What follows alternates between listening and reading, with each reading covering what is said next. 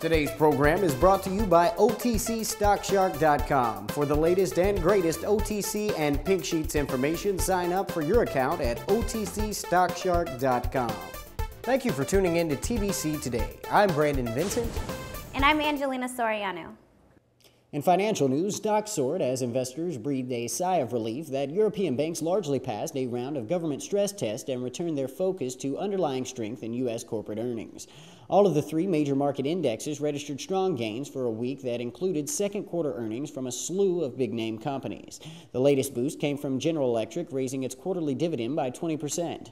The Dow Jones Industrial Average ended up 102 points, or 1%, at 10,424, up 3.2% for the week. The S&P 500 breached the psychologically significant 1,100 level for the first time this month to end up 0.8%, or 8.9 points, at 1,102, up 3.6% for the week. The Nasdaq Composite advanced 64 points, or 1.1%, to 2,269, up 4.2% for the week, and narrowly in the positive territory for the year. GE lifted the Dow and the S&P after it announced its first dividend increase since cutting it more than a year ago. The company also said it will restart stock buybacks this quarter after nearly 2 years. GE shares ended up 3.3%. In U.S. news, the House approved legislation that would restore unemployment pay for millions of Americans who have exhausted their standard benefits.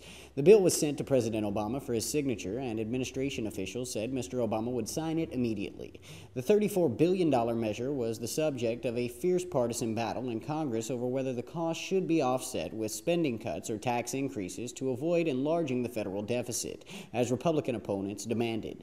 Democrats countered that economic crisis amounted to a fiscal emergency, permitting the measure to be financed with deficit spending. The vote in the House was 272 to 152, with 31 Republicans joining 241 Democrats in supporting the measure. Voting against the 142 Republicans and 10 Democrats, the fact that 31 Republicans sided with the Democratic majority showed the political sensitivity of the issue. Though they have been voting almost unanimously against most Democratic proposals, Republicans were somewhat splintered on the unemployment question. The extended unemployment benefits traditionally provided by the federal government in times of high joblessness were caught in a stalemate from the end of May until a crucial vote in the Senate.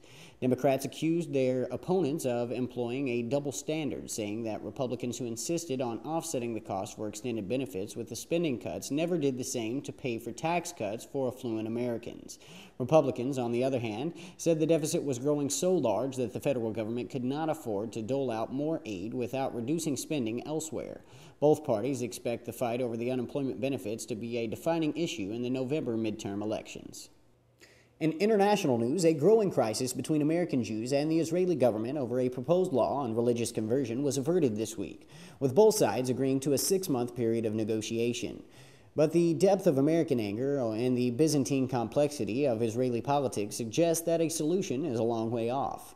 The office of Prime Minister Benjamin Netanyahu issued a statement that said the head of the Jewish agency would lead a committee of the Reform, Conservative, and Orthodox movements, and that no conversion law would be submitted before January.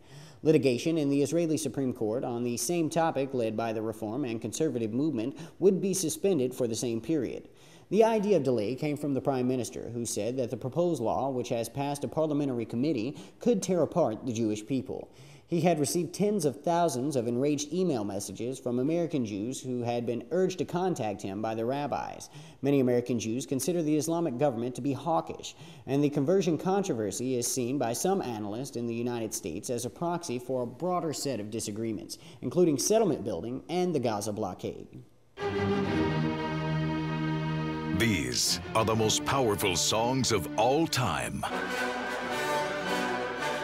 Time Life presents Classical Power on 5 CDs for just $29.99.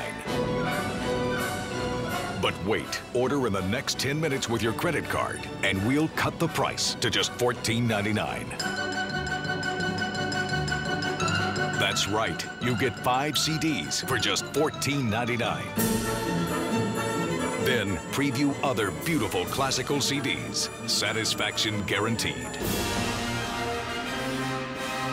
This collection is not sold in stores, so call now and get Time Life's Classical Power on 5 CDs for just $14.99.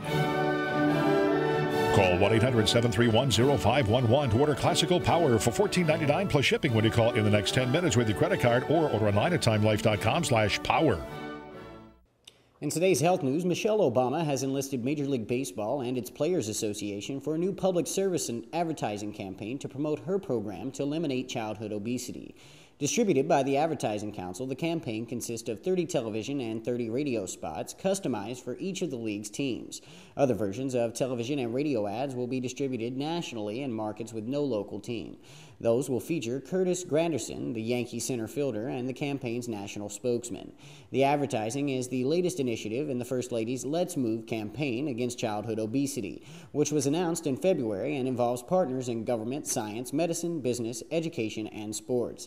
Aimed primarily at families, the new television ads were created by the Interpublic Group of companies and the Agency of Record for Major League Baseball. In partnership with the White House, Major League Baseball, the Major League Baseball Players Association, and the United States Department of Agriculture, as well as the Advertising Council. Each ad begins with video of Mrs. Obama telling viewers there are so many fun things we can all do to be healthier, no matter who you are or where you are. So let's move. Each ad is illustrated with film of the local baseball team's players stretching, tagging opponents, and celebrating at home plate. The Major League Baseball Players Association designated 30 players to be team spokesmen in the ads, including Jeff Francoeur, right fielder for the New York Mets. The national ad with Mr. Granderson was shown on the Major League Baseball Network, while the remaining 29 spots will be introduced in local markets by mid-August. Local television spots will also be shown on screens in ballparks. The Ad Council will also distribute ads to radio and television stations in markets across the country to be played through July of 2011. In green news, if you're planning on driving from Rome to Shanghai this summer, you might encounter 2 small orange cars along the route. Covered with 7 cameras and 4 laser scanners each, they'll look a bit different from your car. And the driver? Well, that's the thing. There is no driver. The cars, which really look like little vans, are autonomous, controlled by an onboard computer called GOLD, Generic Obstacle and Lane Detector. Traveling the 8,000 miles of the Old Silk Road over 3 months, the cars are the work of Artificial Vision and Intelligent Systems Laboratory of Italy's Parma University. The goal is for the cars to arrive at the Shanghai World Expo, whose theme is Better Cities, Better Life. VizLab explains the point of the experiment is to demonstrate through an extensive and impressive test that the current technology is mature enough for the deployment of non-polluting and no-oil-based autonomous vehicles in real conditions. Moreover, the municipality of Rome, an active player in this project, is planning to exploit these vehicles downtown to deliver goods to shops, collect trash, and arrange sustainable mobility in the last mile. The journey will take the cars through hot, humid, and freezing climates, through mountains and deserts, as well as major urban areas. To get through cities such as Rome, the autonomous vehicles will follow human-driven lead cars. We've seen impressive solar-powered journeys before, but this one may take the cake. Professor Alberto Broggi at the University of Parma of Computer Engineering told NPR that the cars, once perfected, could be used in agriculture, mining, and commercial transportation. But could they take over our cities altogether? It's hard to say, but at least we can take comfort in the fact that the vehicles are electric and solar-powered. Thank you for tuning in to TBC Today. I'm Brandon Vincent. And I'm Angelina Soriano.